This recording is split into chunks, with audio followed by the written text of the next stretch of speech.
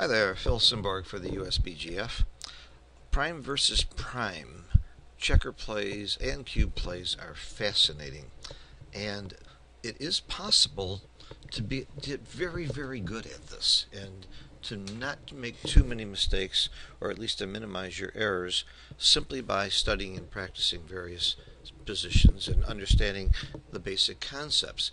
I have some basic ideas in my head about prime versus prime.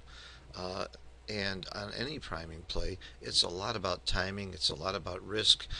Here we have a prime with a prime on the other side, but red to play a 4-1, and this would be a true prime versus prime situation if red had a checker back here. Now we're talking real prime versus prime, but red's escaped, and you still have to consider many of the major factors involved in a prime. What are your goals?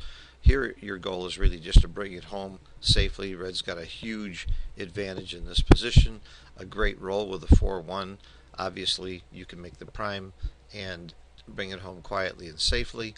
When you do that, you're probably going to win most of the time.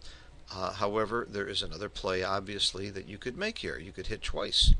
Why would you hit twice? Well, don't you think you'd win a lot more gammons? Don't you think that you greatly reduce blue's chance of anchoring? But are you risking the game more, or possibly getting gammon yourself when you hit twice? Absolutely. If you get hit back, you could get trapped and counter prime very easily here and have a problem. So how do you know what play to make? You look at the alternatives, you look at what's likely to happen, you weigh the advantages and disadvantages, try to estimate how many more gammons you get, how this game is going to play out, and when you're in doubt, you win the game first. You make the DMP play. Look at the score. It's 5 away, 5 away. Gammons are worth a little bit more at this score than they would be at a normal score. That's an important thing to know.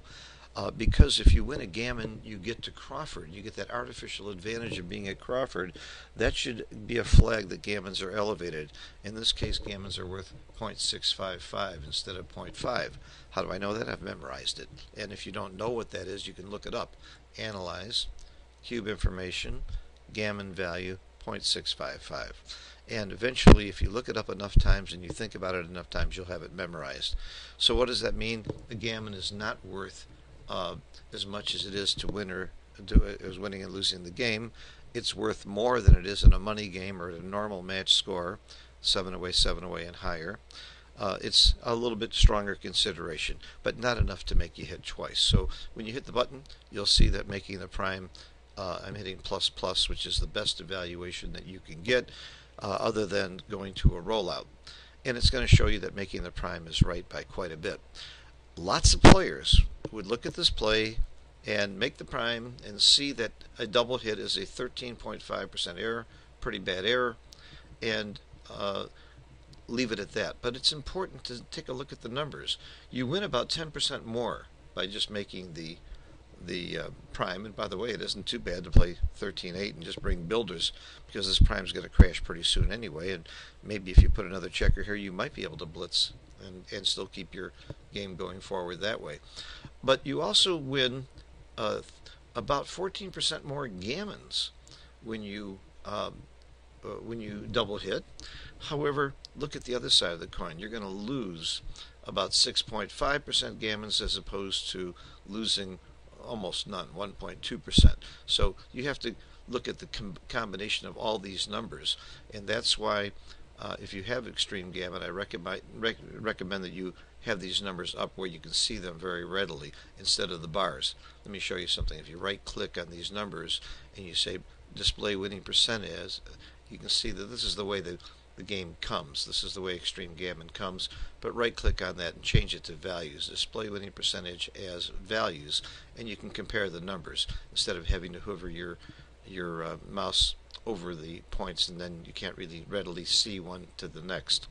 Now, another thing you should do is you may never see this position again, or when you see it 6 years from now, you might not remember it, or it might be slightly different, and maybe it is right to do a double hit. So try and see what would make you double hit. What if his board wasn't so good? What if he had a 4-point board without the 5-point? It's probably still wrong to double hit. How do I know this? Because I've done this exercise. a 4-point board you're going to dance on too much. It's still wrong. It's not as wrong. It went from, what was it, 13% down to 5%? What if his 4-point board was really, really lousy? A pretty bad 4-point board. Now it gets closer, but still not quite right to double hit. Slightly wrong. Getting closer. What happens if instead of this beautiful 4-point board, he only had a 3-point board and didn't have the 5-point? You double hit in a second. Double hitting's right. I'm right every time. Am I a genius? Hell no. I've looked at this before. I've done this exercise.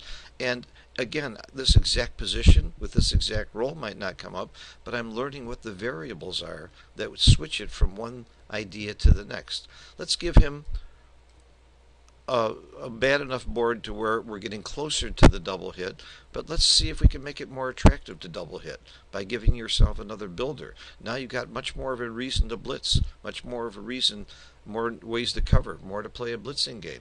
Now double hitting is going to be much more attractive and turns out to be right. In this situation, would it be right if he had the very good 5-point board? Well, now you don't make the prime because you're leaving a blot here. So he's got a very good board, even with this extra builder. 10 to 5 looks like a pretty good alternative. Let's see if I'm right. What a brilliant guy I am. What a genius. You can be just as big a genius. The answer to looking like a genius is already knowing what the right play is by doing your homework and by looking at these kinds of variables. Would I double hit if he didn't have the 5-point? Absolutely. There it is.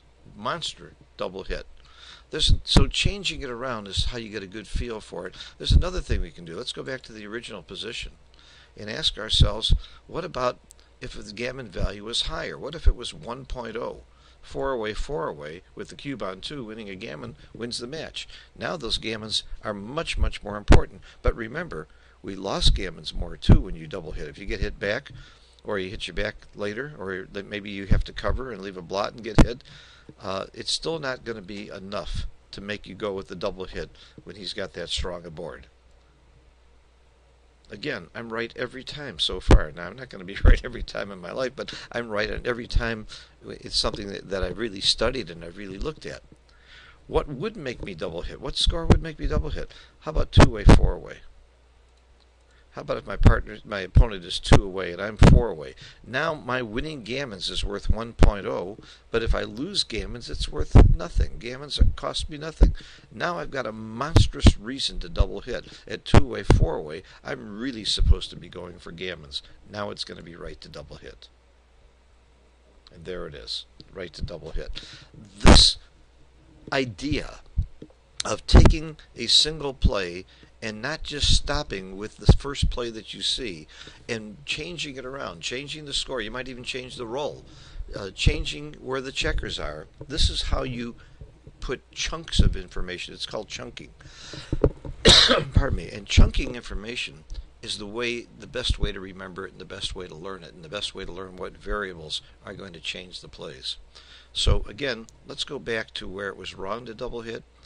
At 4-away, 4-away, let's take away the 5-point, and it's going to be right to double hit. There it is, by a lot. What if he has a pretty bad 4-point board? At 4-away, 4-away with a 1.0 gammon value, I think it's right to double hit. I would. Let's see. There you go. Not by a huge amount, but it's right. This is the kind of work you need to do after you look at a play. Even if you get it right, make sure you understand the position. Make sure you have a feel for how the position plays out. Pardon me. And this is how you will get good. At this particular position, when it comes up again, will I remember the right play? No, but will I remember the variables to look at? Will I consider the right things? Absolutely, and you will too if you do this kind of exercise. Losing my voice, sorry. But thank you for watching, and thanks for supporting the USBGF. Bye-bye.